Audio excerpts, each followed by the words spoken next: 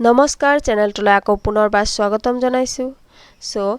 আজি আমি পিয়াজেছ theory of mathematics learning গণিত শিক্ষাৰ ক্ষেত্ৰত পিয়াজৰ প্ৰজ্ঞাত্মক স্তৰসমূহ গণিত শিক্ষণৰ সৈতে কেনেদৰে জড়িত হৈছে তাৰ বিষয়ে আমি আজি আলোচনা কৰিম তো পিয়াজৰ প্ৰজ্ঞাত্মক স্তৰসমূহ চাৰিটা ভাগত ভাগ কৰা হয় সংবেদন সঞ্চালনমূলক স্তৰ প্ৰাক কাৰ্যকৰীকৰণ স্তৰ বাস্তৱ কাৰ্যকৰীকৰণ স্তৰ আৰু আনুষ্ঠানিক কাৰ্যকৰীকৰণ স্তৰ তো তাৰে ভিতৰত আজি আমি পিয়াজৰ প্ৰথম স্তৰটো সংবেদন সঞ্চালনমূলক স্তৰটো আলোচনা কৰিম তো ভিডিওটি সম্পূৰ্ণ চাব আৰু ভিডিওটো ভাল লাগিলে লাইক কমেন্ট আৰু শেয়াৰ কৰি দিব লগতে চেনেলটো সাবস্ক্ৰাইব কৰি দিব তো সংবেদন সঞ্চালন স্তৰটো আৰম্ভ হয় কি জন্মৰ পৰা 2 বছৰলৈকে তো পিয়াজৰ মতে সংবেদন সঞ্চালন স্তৰ গণিতত কিদৰে ব্যৱহাৰ হয় আৰু এইটো স্তৰত শিক্ষণৰ বিকাশ কিদৰে ঘটে প্ৰথমতে শিশুৱে প্ৰায় 8 মাহ মান বয়সত বস্তু এটাৰ স্থায়িত্ব সম্পৰ্কে ধাৰণা কৰিব পৰা হয় সন্মুখৰ পৰা বস্তু আঁতৰাই নিলেও আৰু গম পায় আৰু বিচাৰি উলিয়াব পাৰে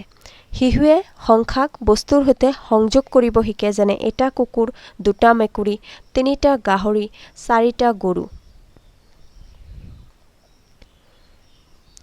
এটা বস্তুৰ লগত আন এটা বস্তুৰ অনুৰূপতাৰ ধাৰণা লাভ কৰাটো এই স্তৰতে আৰম্ভ হয় এটা সংখ্যাৰ সৈতে বস্তুৰ সংযোগ আৰু বস্তুৰ সৈতে বস্তুৰ সংযোগ কৰিবলৈ সমৰ্থ হয় শিশুৱে এটা বস্তুক এজন ব্যক্তিৰ সৈতে অথবা এটা পুতলাৰ সৈতে এজন ব্যক্তিক তুলনা কৰিবলৈ আৰম্ভ কৰে পিয়াজৰ মতে সংবেদন সঞ্চালন স্তৰত 2 বা 3 বছৰ বয়সৰ শিশুক অভিভাৱকসকলেও কেনেদৰে দৈনন্দিন জীৱনত গণনাৰ আভাস দিব পাৰে এই স্তৰত অভিভাৱকসকলে বহুত ধৰণে গণনা আভাস দিব পাৰে শিশুক কিছুমান অনুশীলনমূলক কামৰ দ্বাৰা গণনা কৰিবলৈ শিকাব পাৰে ইয়াৰ দ্বাৰা হিহতৰ মনত সংখ্যাৰ ধাৰণা পূৰ্ণৰূপে স্পষ্ট হয় আৰু পিতৃ-মাতৃয়ে শিশুক আঙুলি পুতলা আৰু চকলেট গণনাত সহায় কৰিব পাৰে কিছুমান প্ৰশ্ন কৰিব পাৰে